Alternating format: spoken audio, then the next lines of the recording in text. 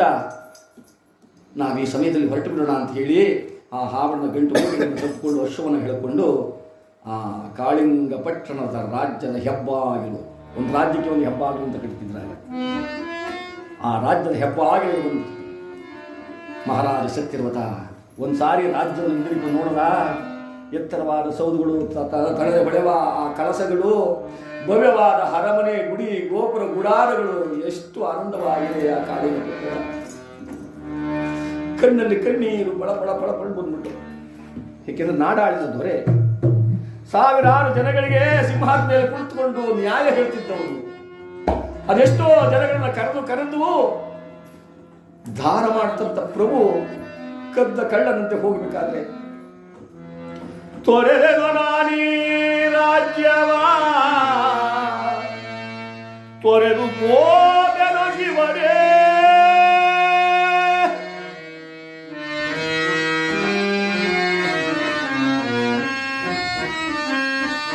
ಎಲ್ಲ ಪ್ರಜ ರಕ್ಷಿಸೋ ಶಂಭು ಶಂಕರ ಶಂಕರ.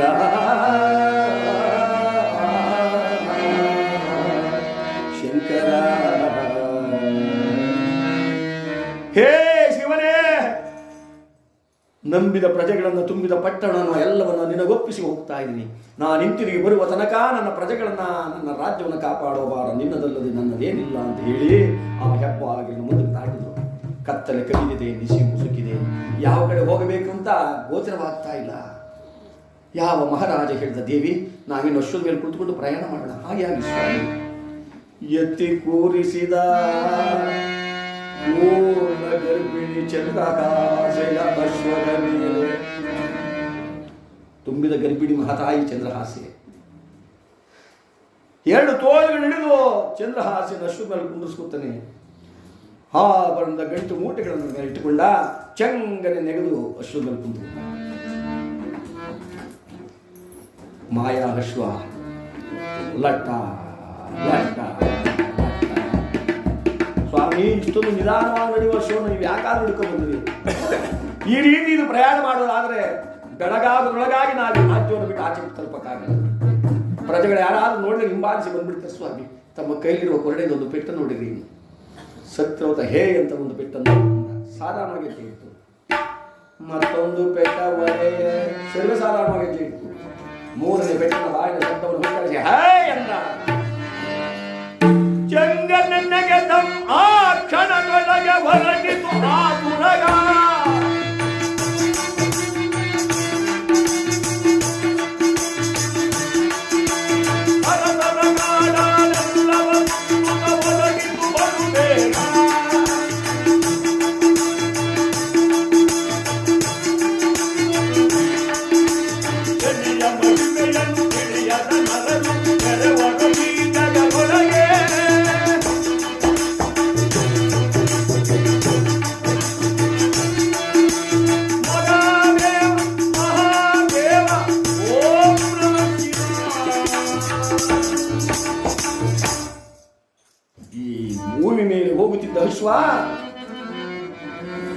ರೋಷದಿಂದ ನಾಲ್ಕನೆಗೆ ಶುರುವಾಯಿತು. ತನ್ನ ಬಲವನ್ನೆಲ್ಲ ಉಪಯೋಗಿಸಿ ಅಶ್ವವನ್ನು ಎಳಿತಾ ಇದ್ದಾನೆ. ಸತ್ಯವ್ರತನ ಹಿಡಿತಕ್ಕೆ ಸಿಗ್ತಾ ಇಲ್ಲ. ರೋಷಾವೇಶದಿಂದ ಚಂದ್ರ ಆಕಾಶದಲ್ಲಿ, ಆಕಾಶ ಮಾರ್ಗದಲ್ಲಿ ಗಿರಿ ಗಿರಿ ಗಿರಿ ಗಿರಿ ಗಿರಿ ಗಿರಿ ಗಿರಿಂದ ತಿರುಗಿಸ್ತಾ ಇದೆ. ಪ್ರಾಣೇಶ್ವರ ಮನೋಹರೇ, ದೇವಿ ಪ್ರಾಣೇಶ್ವರ, ಅಶ್ವವನ್ನ ಭದ್ರವಾಗಿ ತಪ್ಪು, ನನ್ನ ಹಿಡಿತಕ್ಕೆ ಸಿಗ್ತಾ ಇಲ್ಲ, ಇದೋ ನಾನು ಕೈ ಬಿಟ್ಬಿಟ್ಟೆ ಅಂತ ಹೇಳಿ ಹಿಡಿದಿದ್ದ ಹಗ್ಗವನ್ನು ಬಿಟ್ಬಿಟ್ಟ. ಆಕಾಶ ಮಾರ್ಗದಲ್ಲಿ ಗಿರಿ ಗಿರಿ ಗಿರಿ ಗಿರಿ ಗಿರಿ ಗಿರಿ ಗಿರಿ ಗಿರಿ ಗಳಿಯ ಪಟದಂತೆ ಗತಿಯೊಳಗೆ ಮಾನವನ ಗಾಳಿಯ ಪಟದಂತೆ ಆಡಿಸಿ ಬೀಳಿಸಿ ತೇಲಿಸಿ ನೋಡುವೆ.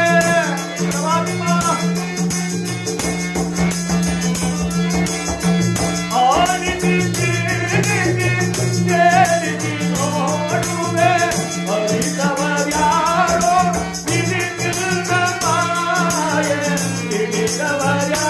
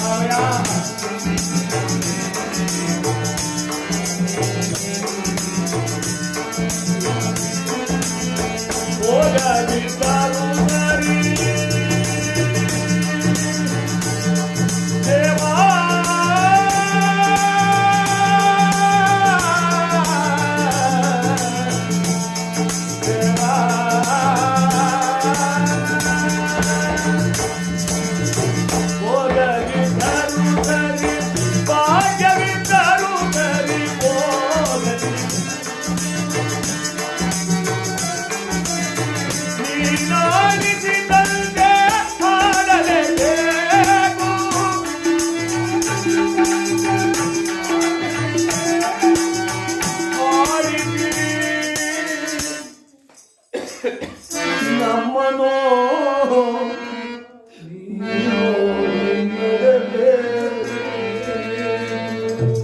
ಆಡಿಸಿ ನಮ್ಮನೋ ನೀನೋಡಿ ನಗದೆ ಅರಿತವರ್ಯಾರ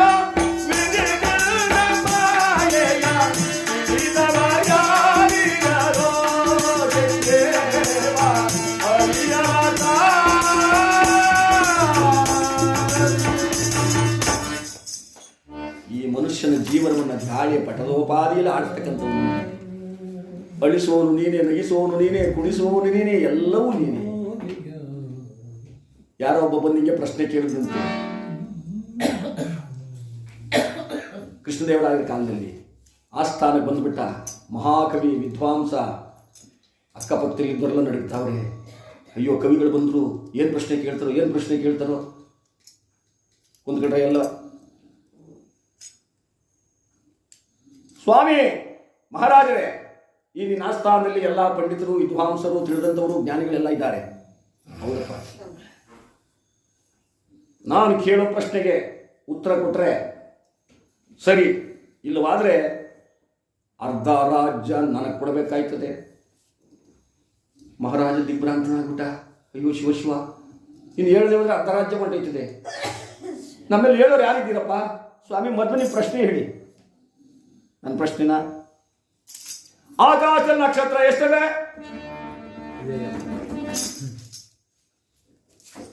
ಕಟ್ಟಿಂಗ್ ಅಂತಾರೆಲ್ಲ ಯಾರು ಎಣಿಸ್ಕೊಳ್ತಾರೆ? ಭೂಮಿಗೆ ಮಧ್ಯಭಾಗ ಯಾವುದು? ಯಾವ ಟೈಪ್ ತೊಂದರೆ ಇದು?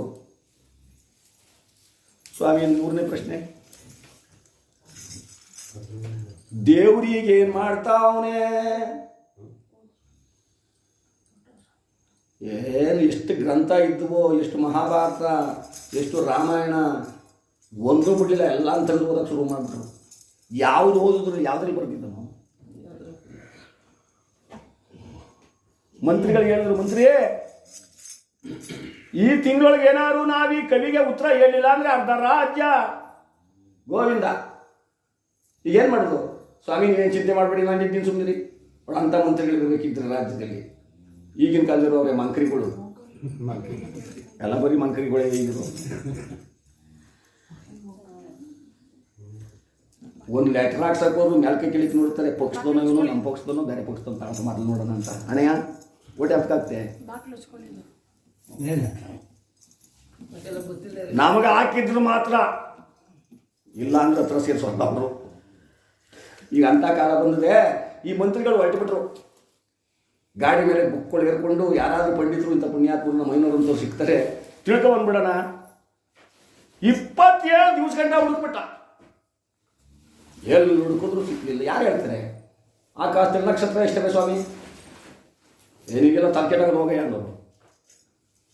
ಇಲ್ಲಿ ಕಡೆ ಬಂದರು, ತಲೆಯೆಲ್ಲ ಬೆಳಗಾಗದೆ. ಅವ್ರೇನಾರ ಗೊತ್ತೇನೋ, ತಾಯಿ ಈ ಭೂಮಿ ಮಧ್ಯಭಾಗ ಯಾವುದು? ಯಾವನಪ್ಪ ಅಳ್ದಿದನು? ಇನ್ನೊಂದು ಊರಿಗೆ ಬಂದ, ದೇವ್ರಿಗೆ ಏನು ಮಾಡ್ತಾವನೆ? ನೀನೇ ಮನುಷ್ಯನೇ ಯಾವಾಗಯ? ಇವನಿಗೆ ಮುಖಭಂಗ ಆಗ್ಬಿಡ್ತು ಮಂತ್ರಿಗೆ. ಅರ್ಧ ರಾಜ್ಯ ಹೊಂಟೈತದೆ, ಮಹಾರಾಜರಿಗೆ ಈ ವಿಚಾರ ಹೇಳ್ಬಿಡೋಣ ಅಂದ್ಬಿಟ್ಟು ಬುಕ್ಕನ್ನೆಲ್ಲ ಗಾಡಿ ಮೇಲೆ ಏರ್ಕೊಂಡು ಅತ್ತಿಂದ ಬತ್ತಿದ್ದ. ಅಲ್ಲಿ ಯಾರೋ ಒಬ್ಬ ಈ ನಮ್ಮ ತಮ್ಮನಿಗೆ ಕುರಿ ಮೇಯಿಸ್ತಾ ಇದ್ದ, ಕಂಬಳಿ ಅಡ್ಡ ಮೇಲೆ ಹಾಕ್ಕೊಂಡು. ಇವನಿಗೆ ಬಾಯಿ ಆಡ್ತು, ನೀರು ಕುಡಿಯೋಕ್ಕೆ ಕೆಳಗಿಡ್ನೆಲ್ಲ ರಥ ನಿಲ್ಲಿಸ್ಬಿಟ್ಟು ನೀರು ಕುಡ್ದ. ಈ ಕುರಿ ಮೇಯಿಸ್ತಾ ಹುಡುಗ ಕೂತಿದ್ದ. ಓಹೋ ಮಂಕ್ರಪ್ಪನವರು, ಯೋ ಸರಿ ಮಾತಾಡೋ, ಮಂಕ್ರಪ್ಪ ಅಲ್ಲ ನಾನು ಮಂತ್ರಿ. ಮಂತ್ರಿ ಅಪ್ಪನವರು ಎಲ್ಲಿಗೋಗಿದ್ರಿ? ಅಯ್ಯೋ ನನ್ನ ಕಷ್ಟ ನನಗೆ ಎಲ್ಲಿಸ್ಬಿಟ್ಟು ಕೂತ್ಕಡೆಯ. ಮಹಾರಾಜರು ಏನು ಮಾಡ್ತಾರೆ ಇವತ್ತು? ನನ್ನ ಸುಮ್ಮನೆ ಬಿಡ್ತಾರ? ಎಷ್ಟೊತ್ತಾರಾಗಲಿ ನಾನು ಇದಕ್ಕೆ ಉತ್ತರ ತಂದು ಹೇಳ್ತೀನಿ ಅಂತ ಬಂದ್ಬಿಟ್ಟೆ. ಒಬ್ಬರು ಹೇಳಿಲ್ಲ, ಏನು ತನ್ನಯ್ಯ ಅದು? ನಿನಗೆ ಆಗಲ್ಲ, ಸುಮ್ಮನಿರಪ್ಪ. ಯೋ ಮಂಕ್ರಪ್ಪ ನೀನೇನು ಚಿಂತೆ ಮಾಡಬೇಡ, ಎಂಥ ಥರ ಆಗಲಿ ನನಗೆ ಹೇಳು, ನಾನು ಹೇಳ್ತೀನಿ. ನೋಡಪ್ಪ, ಹೋದ ತಿಂಗಳಲ್ಲಿ ಒಬ್ಬ ಋಷಿಗಳು, ಕವಿಗಳು ಬಂದಿದ್ದರು ರಾಜ್ಯಕ್ಕೆ. ಏನು ಹೇಳ, ಯಾರು ಬೇಗ ಏನಿಲ್ಲ, ಆಕಾಶದ ನಕ್ಷತ್ರ ಎಷ್ಟವೆ, ಭೂಮಿ ಮಧ್ಯಭಾಗ ಯಾವುದು, ದೇವರಿಗೆ ಏನು ಮಾಡ್ತಾವನೆ ಅಂತ ಕೇಳ್ಬಿಟ್ಟವನೆ. ಹೇಳ್ದಿದ್ರೆ ಅರ್ಧ ರಾಜ್ಯ ನನಗೆ ಕೊಟ್ಬಿಡ್ಬೇಕು ಅಂತ ತೀರ್ಮಾನ ಆಗೋಗಿದೆ. ನಮ್ಮ ಮಹಾರಾಜರು ಒಪ್ಕೊಬಿಟ್ಟವ್ರೆ. ನಾನು ತಿಂಗಳಿಂದ ತಿರುಗಿದೆ, ಉಳಿದಿರೋದು ಇನ್ನು ಒಂದೇ ದಿನ. ಹೇಳಿದ್ರೆ ಏನಪ್ಪ ಮಾಡೋದು, ಈಗ ಪ್ರಾಣ ಕಳ್ಕೋಬೇಕು, ಹೇಳಬೇಕು, ಒಂದು ಗೊತ್ತಾಯ್ತಾ ಇಲ್ಲ. ಆ ಕುರಿ ಬೇಯಿಸ್ತಾ ಹುಡುಗ ಅಂದರೆ ನೀನು ಯಾಕೆ ಇಷ್ಟಕ್ಕೆ ಬರ್ಕೋತೀಯ, ನಡೆಯ ನಾನು ಹೇಳ್ತೀನಿ. ಹಾಂ, ನಿಮ್ಗೆ ಆಶ್ಚರ್ಯ ಆಗ್ಬಿಡ್ತು. ನೀನೇನು ಚಿಂತೆ ಮಾಡಬೇಡ, ನಡಿ ನಾನು ಹೇಳ್ತೀನಿ. ಹೆಗಲ ಮೇಲೆ ಒಂದು ಕುರಿ ಮರಿ ಹೊತ್ಕೊಂಡದ್ದು, ಕಂಬಳಿ ಹಿಡ್ಕೊಂಡದ್ದು, ಕೋಲಿ ಹಿಡ್ಕೊಂಡು ಬಂದ. ರಾಜಸ್ಥಾನದಲ್ಲಿ ನಿಲ್ಲಿಸಿದ್ರು ಇವನ್ನ. ಮಹಾರಾಜನಿಗೆ ಆಶ್ಚರ್ಯ ಆಗ್ಬಿಡ್ತು. ಏನಯ್ಯ, ಯಾರು ಪಂಡಿತರು ಕರ್ಕೊಬರ್ತೀನಿ ಉತ್ತರ ಹೇಳೋ ಅಂದ್ಬಿಟ್ಟು ಇವ್ನು ಕುರಿ ಮೇಯ್ತಾ ಇರೋದು ಕರ್ಕೊಬಂದಿದ್ದೀವಿ, ಅವ್ನು ಸ್ನಾನ ಮಾಡಿ ಎಷ್ಟು ದಿನ ಆಗೋದು? ಇಲ್ಲ ಸ್ವಾಮಿ, ನನಗೆ ಸಿಕ್ಕದ ಕೇಳಿದವ್ರ ಪೈಕಿ ನೀವು ಒಬ್ಬನೇ ನಾನು ಹೇಳ್ತೀನಿ ಅಂತ ಹೇಳಿದನು. ಈ ನಾನು ದೇಶದ ತಿರುಗಿಬಿಟ್ಟೆ, ಒಬ್ಬರ ಮೇಲೆ ಉತ್ತರ ಹೇಳೋಕ್ಕಾಗಲಿಲ್ಲ. ಈಗ ನೀವೇ ನಮ್ಗೆ ಪಂಡಿತರು ಅಂತ ತಿಳ್ಕೋಬೇಕು. ಏನಪ್ಪ ಹೇಳ್ತೀಯಾ? ಹೌದು ಸ್ವಾಮಿ. ಏನ್ ನಿಮ್ಮ ಪ್ರಶ್ನೆ? ಆಕಾಶದಲ್ಲಿ ನಕ್ಷತ್ರ ಎಷ್ಟವೆ? ಇಷ್ಟೇ ತಾನೇ. ಎಲ್ಲಿ ಅವ್ರ ಪ್ರಶ್ನೆ ಕೇಳಿದ್ರು, ಅಲ್ಲೇ ಕೂತವ್ರೆ. ಆಕಾಶದಲ್ಲಿ ನಕ್ಷತ್ರ ಎಷ್ಟವೆ ಹೇಳ್ಬೇಕಾ ಸ್ವಾಮಿ? ಅವರಪ್ಪ ನಾನು ಅಂತ ಕೇಳಿರೋದು, ಯಾವನ ಕೈಲೂ ಹೇಳೋಕ್ಕಾಗಿಲ್ಲ. ನೀನು ಹೇಳ್ತೀಯಾ? ಏನು ವಿಭೂತಿ ಕಟ್ಟಿ ಸುದೈಕವ್ರೆ, ಅಡ್ಡನಾಮ ಇನ್ನೊಂದು ಗಂಧ ಬೇರೆ ತೆದಿಕ್ಕವ್ರೆ, ಗಡ್ಡ ಬಿಟ್ಟವ್ರೆ, ಕಾವಿ ಕಮಂಡ್ಲ ದೋತ್ರ ಎಲ್ಲ ಒಳ್ಳೊಳ್ಳೆ ಶಾಲೆನೆ ಹಾಕೊಂಡು ಕುಂತವ್ರೆ. ಇವನು ಕುರ್ಬಣ್ಣ ಹೇಳ್ಬೇಕಾ? ಹೇಳಯ್ಯ. ಆ ಹೆಗಲ ಮೇಲೆ ಕುರಿ ಮರಿ ಅಂತ ದಪ್ಪನ ಕೆಳಗೆ ಹಾಕ್ಬಿಟ್ಟ.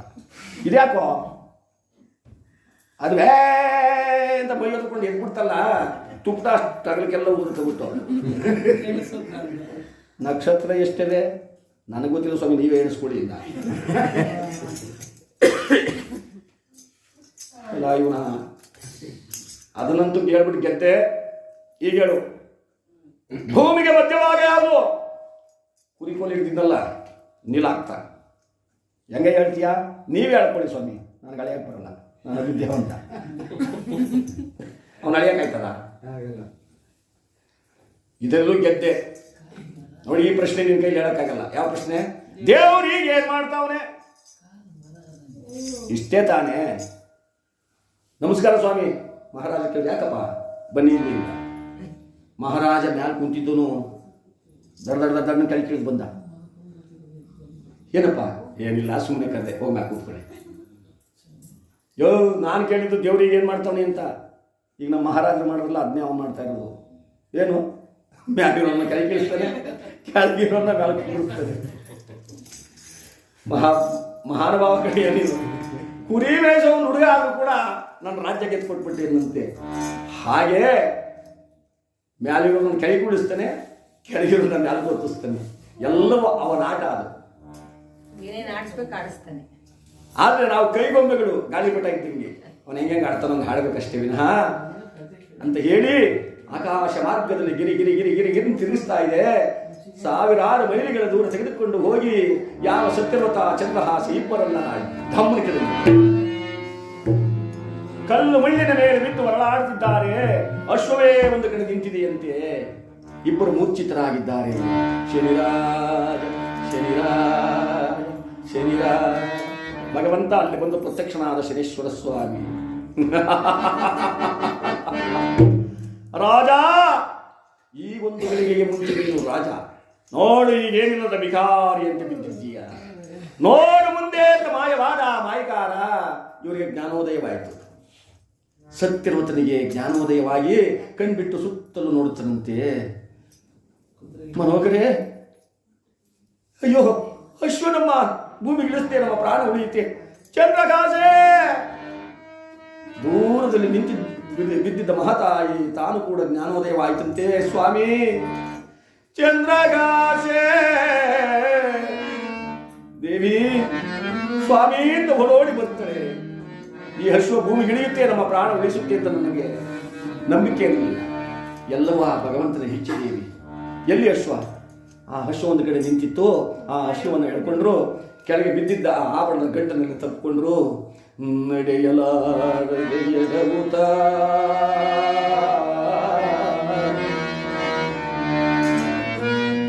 ಎಡವಿ ಮುಗ್ಗರಿಸಿ ಬೀಳುತ್ತ ಅಶ್ವವ ಎಡವೈಯುತ ಆ ಅರಣ್ಯದಲ್ಲಿ ಕುಡಿಯುವುದಕ್ಕೆ ನೀರಿಲ್ಲ, ತಿನ್ನುವುದಕ್ಕೆ ಅನ್ನವಿಲ್ಲ, ಅಲೆದಾಡ್ತಾ ಇದ್ದಾರೆ. ಒಂದಾನೊಂದು ದಿವಸ ಸಾಯಂಕಾಲವಾಗುತ್ತೋ ಒಂದು ವಟವೃಕ್ಷ, ಯಾವುದೋ ವಟವೃಕ್ಷ ಅಂದ್ರೆ ನಾನು ಕೇಳಿದ್ದೆ ಕಲ್ಸದ್ ಲಾಸ್ಟ್ಗೆ ವೃಕ್ಷ ಕುದುರೆನೇ ವೃಕ್ಷ ವಟವೃಕ್ಷ ಅಂದ್ರೆ ಹೇಳಿ ಕುದುರೆಗೆ ಯಾಕೆಂದ್ರೆ ನೀವೆಷ್ಟೇ ಧಾರಾವಾಹಿ ನೋಡಿದ್ರು ಎಷ್ಟು ಪಿಕ್ಚರ್ ನೋಡಿದ್ರು ಇವೆಲ್ಲ ಸಿಗಲ್ಲ. ಇವೆಲ್ಲ ಕಥೆಲ್ಲ ಕೇಳಿಸ್ಬೇಕು ನೀವು. ವಟವೃಕ್ಷ ಅಂದ್ರೆ ಆಲದ ಅಂತ. ಅಲ್ಲೊಂದು ವಿಶಾಲವಾದ ಆಲದ ಮರ, ನೆರಳು ಚೆನ್ನಾಗಿತ್ತು. ಸಾಯಂಕಾಲವಾಗ್ತಾ ಇತ್ತಲ್ಲ, ಆ ವೃಕ್ಷದ ಕೆಳಗಡೆ ಬಂದು ಕುಂತ್ಕೊಂಡು ಹಾಸುವುದಕ್ಕೆ ಹಾಸಿಗೆ ಇಲ್ಲ, ತಿನ್ನುವುದಕ್ಕೆ ಅನ್ನವಿಲ್ಲ, ಕುಡಿಯೋದಕ್ಕೆ ತೊಟ್ಟು ನೀರು ಗತಿ ಇಲ್ಲ. ಗಂಟು ಮೂಟೆಗಳನ್ನು ಪಕ್ಕದಲ್ಲಿ ಇಟ್ಟಾರೆ. ಅಶ್ವನ ಕಡೆ ಕಟ್ಟವ್ರೆ. ಯಾವ ಸತ್ಯರ್ವತ ಚಂದ್ರಹಾಸಿ ಇಬ್ಬರು ಕೂಡ ಅಲ್ಲಲ್ಲಿ ಬಿದ್ದಿದ್ದ ತರಗೆಯನ್ನು ಗೋರಿ ಗುಡ್ಡೆ ಮಾಡಿಕೊಂಡ್ರು. ಚಂದ್ರಹಾಸಿ ಹೇಳ್ತಾರೆ, ಸ್ವಾಮಿ ನೀವು ಮಲಗಿಕೊಳ್ಳಿ. ಇಲ್ಲ ದೇವಿ ನೀವು ಮಲಗಿಕೊ, ನನ್ನಂತ ಪಾಪಿಗಳಿಗೆ ನಿದ್ರೆ ಬರೋಲ್ಲ ಕಣೆ. ಕಾಮದ ಕಳವುಳ್ಳವಗೆ ರೋಗ ಪೀಡಿತನಾದವಗೆ ದನದಾಸೆಯಿರುವವನಿಗೆ ನನ್ನಂತ ರಾಜ್ಯ ಭ್ರಷ್ಟರಾದ ಪಾಪಿಗಳಿಗೆ ನಿದ್ರೆ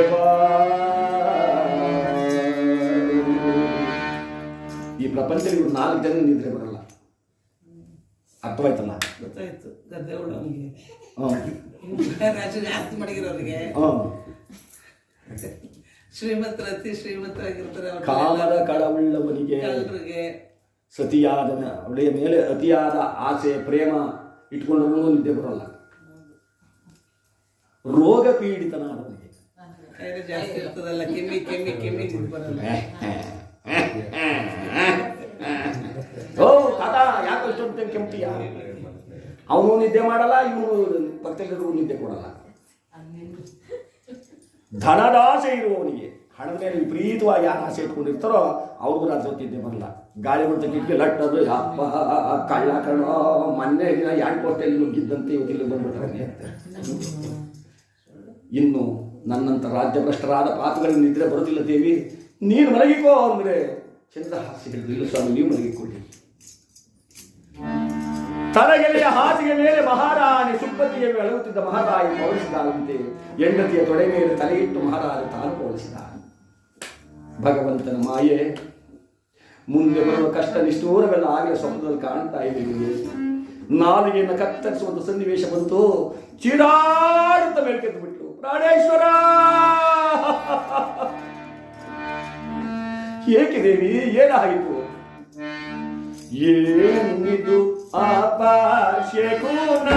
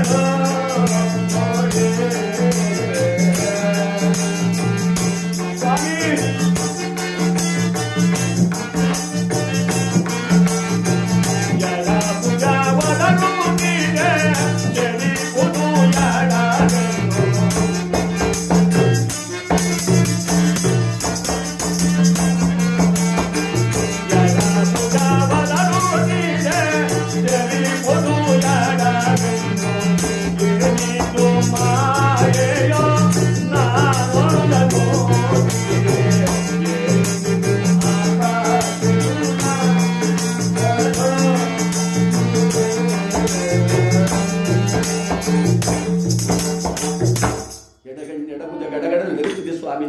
ಮೇಲಾದ ಅಪಶಕನವೇ ಕಾಣ್ತಾ ಇದೆ. ಕಳ್ಳತನ ಮಾಡಿದಂತೆಯೂ ಅಪವಾದಕ್ಕೆ ಹೆದರಿ ನಾಲಿಗೆಯನ್ನು ಕತ್ತರಿಸುವಂತ ಒಂದು ಕೆಟ್ಟ ಕನಸನ್ನು ಕಂಡುಬಿಟ್ಟೆ.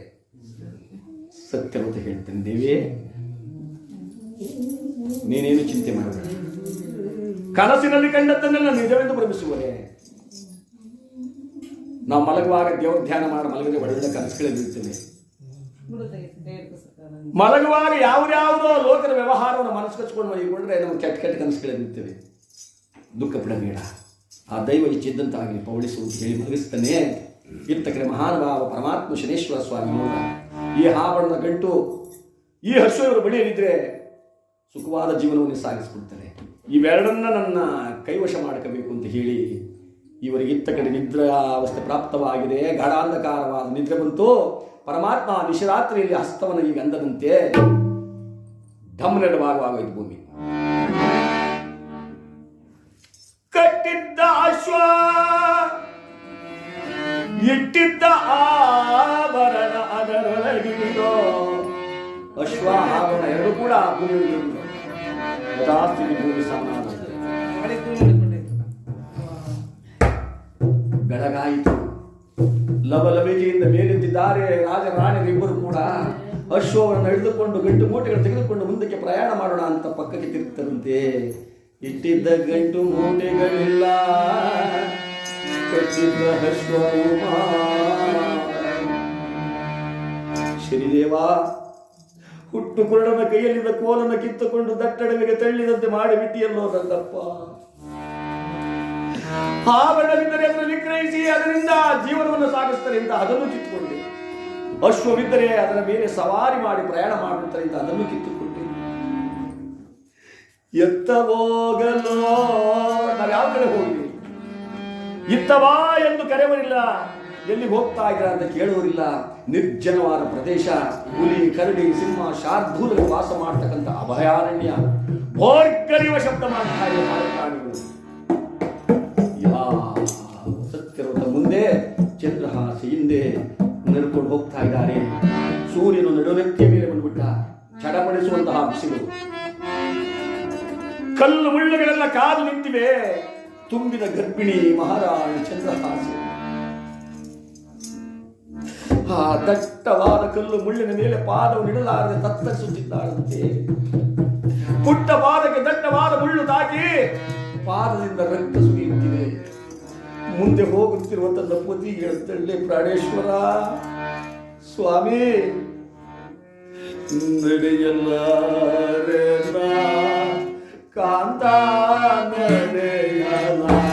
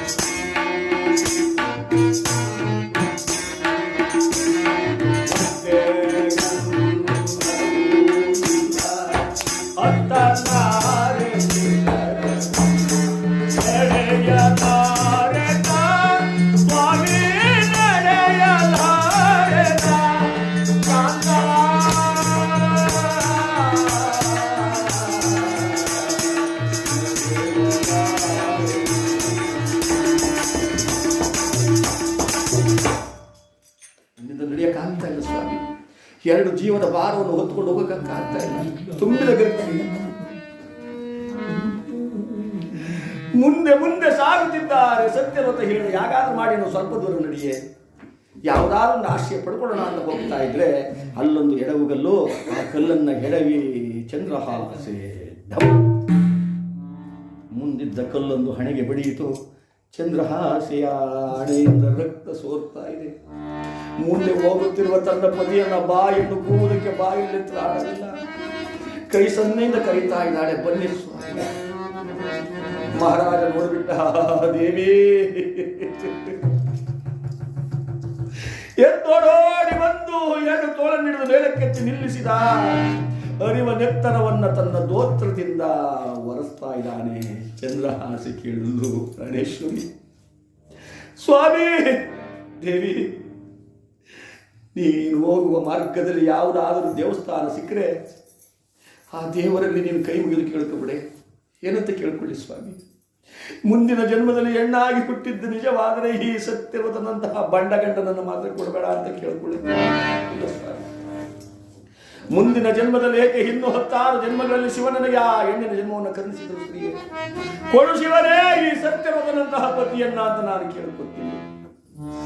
ಅಳಲಾರಂಭಿಸಿದ ರಾಜ, ದೇವಿ, ನನ್ನ ಮೇಲೆ ನೀನು ಇಷ್ಟೊಂದು ಪ್ರೇಮ ಪ್ರೀತಿಯನ್ನು ಇಟ್ಟುಕೊಂಡಿರುವುದಾದರೆ ನಾವು ಯಾವ ವಸ್ತುವನ್ನ ಅತಿಯಾಗಿ ಆಸೆ ಪಡ್ತೀವೋ ಆ ಭಗವಂತ ಅಂತಹ ವಸ್ತುವನ್ನೇ ಬೇಗ ಕೈಯಿಂದ ಕಿತ್ಕೊಳ್ಳು. ಇವತ್ತು ಪ್ರಪಂಚ ನಾವು ನೋಡ್ತಾ ಇದ್ದೀವಿ. ಯಾವುದನ್ನು ಪ್ರೀತಿಸುತ್ತೀವೋ ಅಂತಹ ಜೀವವನ್ನೇ ಮೊದಲು ಕರ್ಕೊಂಡ್ಬಿಡ್ತಾನೆ. ಇನ್ನು 4 ದಿವಸ ಬದುಕಬೇಕು, ಮಾಡಬೇಕು ಅನ್ನೋದನ್ನೇ ಕರ್ಕೊಂಡ್ಬಿಡ್ತಾನೆ.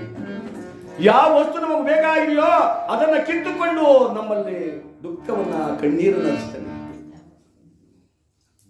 ನೀನು ನನ್ನಿಂದ ಯಾವಾಗ ದೂರ ಆಗ್ಬಿಡ್ತೀಯೋ ಶನಿರಾಜ,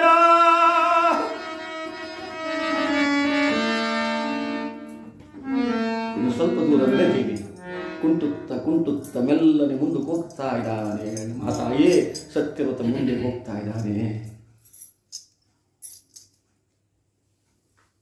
ಅಳತೆಯಿಲ್ಲದ ನಿನ್ನ ಮಾಯ ತಿಳಿಯಲ್ಯಾರಿಗೆ ಸಾಧ್ಯ. ಅಳತೆಯಿಲ್ಲದ ನಿನ್ನ ಮಾಯ ತಿಳಿಯಲ್ಯಾರಿಗೆ ಸಾಧ್ಯ.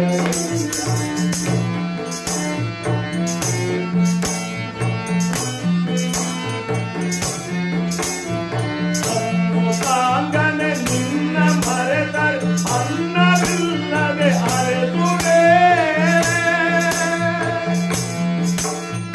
ಅನ್ನವಿಲ್ಲದೆ ಅರೆದುವೆ.